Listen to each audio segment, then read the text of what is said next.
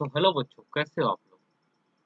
तो आज हम एक इंटरेस्टिंग टॉपिक लेके आए आपके सामने, जो है कॉग्निटिव डोमेन। ठीक है। डोमेन तीन पार्ट के डोमेन होते हैं: कॉग्निटिव, एफेक्टिव और साइकोमोटर। तो हम तीनों को सेपरेट सेपरेट पढ़ेंगे। ठीक है। तो आज हम लोग पढ़ने वाले हैं कॉग्निटिव डोमेन। कॉग्निटिव डोमेन किससे रिलेटेड है? थिंकिंग से रिलेटेड है। इसका स्टेप्स कितने होते हैं? 6 स्टेप होते हैं इसके। फर्स्ट स्टेप है remembering, then understanding, then applying, analysing. तो इसका 6 स्टेप्स होते हैं। फर्स्ट है remember, then understanding, then applying, then analysing, then evaluating and creating. तो रिमेंबर में क्या होता है, इसको हम रिमेंबर को एक स्टेप पढ़ेंगे, उसके बाद एक्टिविटी के जरिए उस चीज़ को समझेंगे हम कैसे एक्टिविटी के जरिए रिमेंबर बच्चा करता है, अंडरस्टैंडिंग कैसे करता है, अप्लाई कैसे करते हैं, एनालाइज कैसे करते हैं, इवेल्यूट कैसे करते हैं, क्रिएट कैसे करते हैं। रिमेंबर जैसे कि आप लोगों को पता, जैसे रिमेंबर सुन के समझ में आ रहा है कि बच्चे को मेमोराइज मतलब जो पुराने थॉट है या पुराने इंफॉर्मेशन है उसको रिकॉल करना। देन अंडरस्टैंडिंग होता है, देन अप्लाई होता है, देन एनालाइज होता है। अंडरस्टैंडिंग उस चीज़ को समझना, फिर उस चीज़ को अप्लाई करना, फिर उस चीज़ को एनालाइज करके एवेलुएट करना कि कितना हद तक हुआ है, फिर नया कुछ जनरेट करना या नया कुछ डेवलप करना। तो इसको हम लोग क्लियरली समझेंगे। फर्स्ट है remembering. Student recall basic facts about photosynthesis. तो ये जो पूरा मैंने एग्जाम्पल के जरिए समझाया है, तो रिलेटेड टू फोटोसिंथेसिस है। ठीक है। फोटोसिंथेसिस का एग्जाम्पल लेके मैंने समझाया कि कैसे रिमेंबर करेगा बच्चा, कैसे अंडरस्टैंडिंग, कैसे अप्लाई, कैसे एनालाइज करेगा, कैसे इवैल्यूएट करेगा, कैसे क्रिएटिंग करेगा। रिमेंबर में आएगा students recall basic facts about photosynthesis. मतलब स्टूडेंट को पहले से फोटोसिंथेसिस के बारे में थोड़ा सा इन्फॉर्मेशन था जिसको कि वो रिकॉल करेगा। इसमें एक्टिविटी क्या आएगा?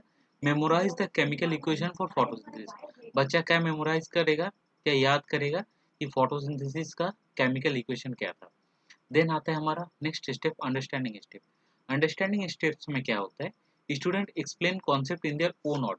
जो वो समझ गया, ठीक है, फोटोसिंथेसिस के बारे में जब वो उसने पढ़ा, जो पहले उसको जो पता था, सब मिला के उसको जो समझ में आया, तो उसने क्लास में डिस्क्राइब किया टीचर के सामने। देखिए एक्टिविटी में क्या लिखा हुआ है, describe the process of photosynthesis and its importance to plant.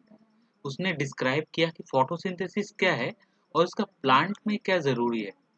Then part आता है हमारा अप्लाइंग पार्ट। अप्लाइंग पार्ट में क्या होता है, student use knowledge in new situation. Student के पास जो भी नॉलेज है रिलेटेड टू फोटोसिंथेसिस, ठीक है, एग्जांपल के जरिए हम समझेंगे। जैसे कि फोटोसिंथेसिस के बारे में जो भी न्यूज़ है, उसके पास जो भी इंफॉर्मेशन है, वो क्या करेगा, नया एक सिचुएशन में उसको यूज करके देखेगा। जैसे फॉर एग्जांपल एक्टिविटी के जरिए हम समझते हैं, conduct an experiment to show how light affect photosynthesis. तो बच्चे ने फोटोसिंथेसिस के बारे में पढ़ा, ठीक है। पढ़ने के बाद क्या कर रहा है बच्चा, एक्सपेरिमेंट कर रहा है, देख रहा है कि कैसे लाइट अफेक्ट करता है फोटोसिंथेसिस को। ठीक है। लाइट के वजह से कैसे फोटोसिंथेसिस होता है, उसने एक्टिविटी करके एक्सपेरिमेंट करके देखा उस चीज को। अब वो एनालाइज कर रहा है। Student break down information into component. Student क्या किया, ब्रेक डाउन किया इंफॉर्मेशन को कंपोनेंट। एक्टिविटी के जरिए हम समझते हैं, compare the photosynthesis process in different plant. अब उसने बहुत सारा प्लांट लिया, ठीक है। उसके बाद वो क्या देखना चाहता है, कंपेयर किया उसने कि इस प्लांट में फोटोसिंथेसिस का क्या काम, मतलब कैसे फोटोसिंथेसिस इस प्लांट में हो रहा है। देखिए 4-5 प्लांट जैसे ले लिया, रोज का प्लांट ले लिया, फिर मैरीगोल्ड का प्लांट ले लिया, सारे प्लांट में देख रहा है वो बच्चा कंपेयर करके कि फोटोसिंथेसिस का इसमें प्रोसेस सेम है या थोड़ा डिफरेंट डिफरेंट प्रोसेस में हो रहा है। देन इसका बाद होता है हमारा इवोल्यूशन पार्ट।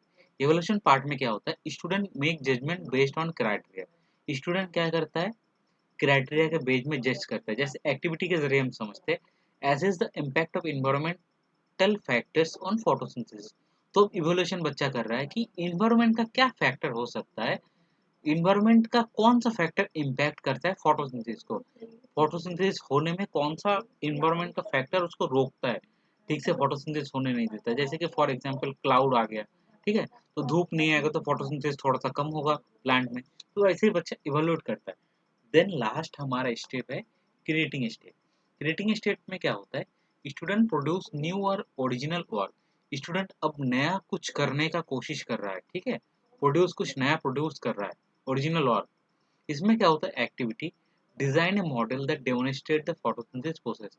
तो बच्चा एक मॉडल बनाता है, एक नया मॉडल बनाता है ओरिजिनल वर्क वो खुद से काम करके करता है, बनाता है मॉडल और डेमोन्स्ट्रेट करता है कि फोटोसिंथेसिस कैसे काम करता है, एक मॉडल बना के लोगों को दिखा रहा है। तो आज के लिए क्लास हम इतना ही रखेंगे। आज सिर्फ हम कॉग्निटिव डोमेन पढ़े हैं, इसके बाद अफेक्टिव डोमेन पढ़ेंगे, साइकोमोटर डोमेन पढ़ेंगे। ठीक है, अगर आपको बच्चों आपको कुछ भी डाउट हो तो आप मेरे को पूछ सकते हैं इसमें। आज के लिए वीडियो को यही रखते हैं। अगर वीडियो पसंद है तो लाइक से सब्सक्राइब कर दीजिएगा। Thank you.